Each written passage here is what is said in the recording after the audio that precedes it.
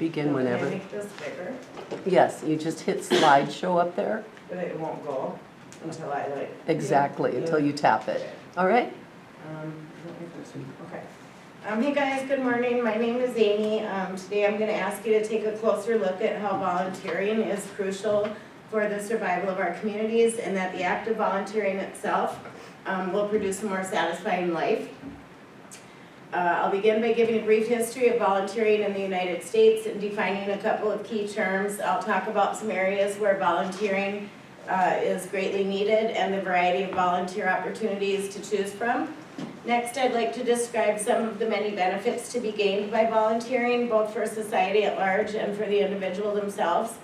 Finally, of course, I'm going to tug on your heartstrings and try to encourage everyone to give volunteering a try, either on your own, with a friend, or a group.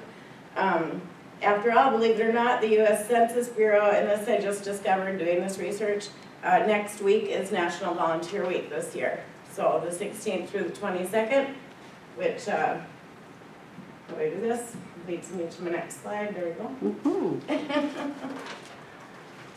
In January of 2023, the U.S. Census and AmeriCorps released the Civic Engagement and Volunteering Supplement. It's a survey they do every couple of years, which defines formal volunteering as helping others through organizations. The survey estimated that 60.7 million people formally volunteered with organizations between September of 20 and 21 at the height of the pandemic. These volunteers donated an estimated 4.1 billion hours of their time, which estimated economic value of that time would be $122 billion that was volunteer donated, you know, if we put a dollar amount on it. They also collect data on informal helping, which involves just maybe helping out your neighbor, not necessarily an organization.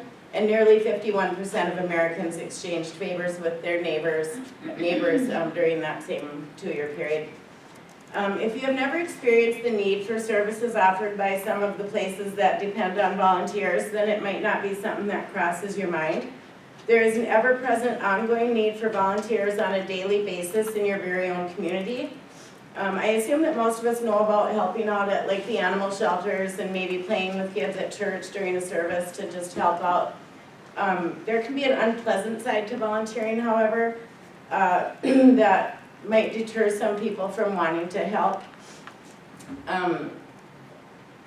This might include helping the homeless or people with severe mental health issues, psychosis, actively using drugs and alcohol, not taking care of themselves so they don't smell too good, you know. Sex offenders, stuff like that. So, and also just sometimes I think there's people with negative attitudes about how these individuals came to be in the position they're in, and that they should be able to take care of themselves, you know, and we're all kind of a, you know, you reap what you sow attitude. And I don't agree with that. Everyone's situation is different, and I think just taking a couple of minutes to visit with some of these people, they wouldn't have chosen to end up where they are today, you know, even with drug addiction issues, or there's a lot of people escaping domestic abuse that end up in a shelter, you know, homeless. But with a little extra support and just encouragement, I think they can become self-sufficient again, and then that kind of leads to recycling of volunteering. Then they give their time back to the same people that help them and organizations that help them, you know. Just kind of like recycling volunteers, paying it forward, you know. I live by the homeless shelter on 20th Street here in Bismarck, and here I have, I can't even read it because it's my emotional deal, so it's really dark. Or wait, what's my next? Oh, yep, there we go. The shelter is operated, oh wait, I have seen many men and women, you know, because I live right by there, this past few months in the winter time, walking down the street with everything they own, you know, in the cold weather. They have a bag or two and they can't store it anywhere because they don't have a home, right? So they have to like lug it around town with them everywhere. I'm dragging stuff, backpacks, and I know some of them feel like, you know, and risking it getting stolen by someone else, you know, because someone else doesn't have something that they want. And I know that they would walk from the homeless shelter to Ministry on the Margins, the Dream Center facility, if anyone's familiar with that. actually just celebrated its 1-year anniversary, and they were built with the location of the homeless shelter in mind to be close, because these wraparound services offered, people go to the homeless shelter, and then at the Dream Center, they can get food pantry, they can eat 2 times a day or something like that. There's also church services there, art classes, stuff for your kids. I know, I'm not even reading my thing anymore. But, yeah, just opportunities to socialize is a big one. They can just go there and hang out, you know, and with all the severe winter that we had, these places were opening up longer, and I think the bus was even transporting some of them. So yeah, all of these facilities and services I've mentioned depend on the contribution of volunteers, of their time, sometimes money, clothes, whatever you got. According to the Points of View database, volunteerism is a critical element in building and sharing social capital. This term describes the advantages of living in a society. Contributions by volunteers who share their advantages with other people who have less are elements that are key to increasing social capital for the whole society. Kind of like I said, you know, you help me now, I'll help you later, and everybody benefits, you know. Luckily, there are as many different ways to volunteer as there are people or community organizations in need. Depending on your talents, skills, or knowledge, how much extra time you might have, or what your interests are, it's not hard to imagine that there's a good match in the world of volunteering for you. This one I probably won't go through too much how to do that. No. The one website I looked at, it was kind of a blog, described different categories of volunteering, like what you might be interested in. I know I volunteered at the Soup Cafe, and they'll have like 5 or 10 employees from Gate City Bank will all come in together. That would be corporate volunteering, you know, where they might even get paid to be there, but they're volunteering, you know, which is fine. Students are sometimes required. My social work class, one of them, we have to do like 5 hours or something, 10 hours. School-based was like parent-teacher associations volunteer their time. So that's just, and I guess, I don't know much about virtual volunteering, but it's kind of on the rise since the pandemic, and I'm not real sure what you can do online to volunteer, but maybe like office type stuff or things like that. Okay, so how many of you notice people struggling or service agencies in your community that need help to stay open or just need simple maintenance and upkeep? Do you think someone else will always take care of those people or places?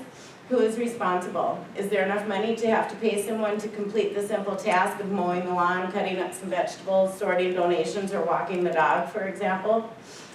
Would you like to feel good about yourself, your abilities, and quite possibly have a longer, more satisfying life?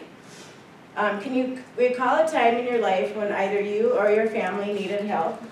How do I get this small again? I don't want my next thing. Okay, sorry. I'm not alone in here. When either you or your family needed help. Have you ever taken part in volunteering in your life, and then how did that make you feel, or what did you notice? Another thing I thought of is like, say, you know, if you're angry, bored, sad, lonely, what do you guys typically think of doing with all that time on your hands or that crappy attitude, you know? Maybe get a group of friends together and go volunteer somewhere on a, you know, just to get out of your head, right? To get out of that bad attitude. Maybe even get a regular shift, like helping out at the Humane Society every Saturday at 2 or something. I just feel like myself, I sit around a lot doing nothing where I could schedule it in even though I think I'm too busy, right? So it's very easy to sign up to like volunteer at the soup kitchen. If anyone knows where that is, you just go online to pick a day, click a spot, and show up. It is also important to suit up and show up if you do commit to regular volunteering. This can also build your self-esteem, character, and reputation in the community.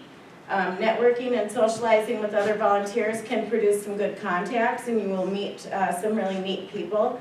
One time I was cutting up vegetables for soup alongside the retired warden of the state penitentiary.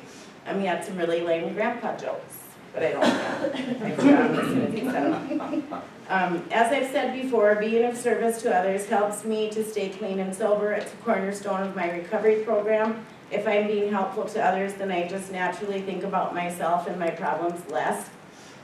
Studies have applauded the mental health benefits of volunteering, including feeling more socially connected, warding off loneliness and depression and lending a greater sense of purpose to life for those who contribute their time. More recent studies have also begun to examine the physical health benefits of volunteering. Someone who consistently donates their time over the span of that person's lifetime, like, consistently more than once or twice, maybe do it twice a month or something over the, couple of years, has been found to influence many positive health outcomes such as increased life satisfaction and social well-being. So like the elderly or single people, unemployed would be encouraged to donate their time just to have that social aspect of, not sitting at home all alone, right? What would it look like in your community or your hometown if volunteering was required of each person or each group, for instance? This is my visualization, guys. I know that kind of takes the whole voluntary out of the word volunteering if you're required to volunteer, But from a personal history with experience of not wanting to do something at first, once I was required or experienced doing it, then the wanting to followed that experience and it became fun for me. My mental health provider tells me I just have to do the task and then the willingness will follow because I gain confidence in my ability to do something good, to contribute. If every American donated 5 hours a week, it would equal the labor of 20 million full-time volunteers. That's a quote I got from Whoopi Goldberg, and a lot of people know who that is. Is there something we can do to increase awareness of the need for volunteers or ways to encourage people who use the services already to maybe volunteer as well? That it's sometimes more difficult, like I said, there's some mental health stuff going on. The Soup Cafe actually has a thing where if you donate an hour of your time, you get a little coin, and you can schedule using their washer and dryer, taking a shower, going on the computer. It's like an hour for an hour, volunteer, and you can use those services if you need to. I know my water was out for a month or so, and I did my laundry there once, and it's a nice building. The guys are super friendly. Good, the food's always good.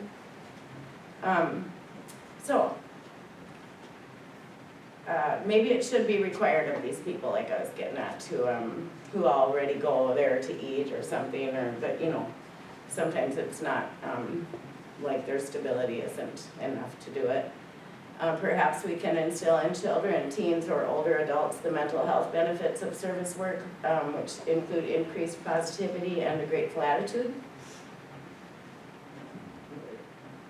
Am I just accidentally? Okay. Let me remind you that the upcoming week of April 16th is National Volunteer Week, and there are many opportunities right outside your front door to be of service. I highly recommend it.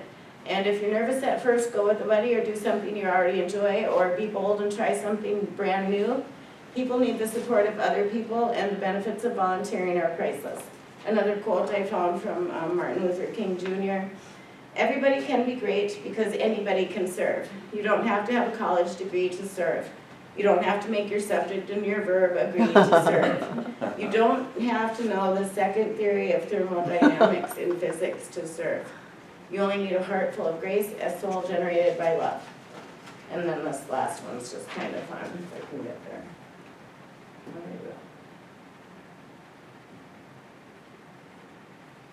Oh, yeah. Does this sound on? Wow! I feel good!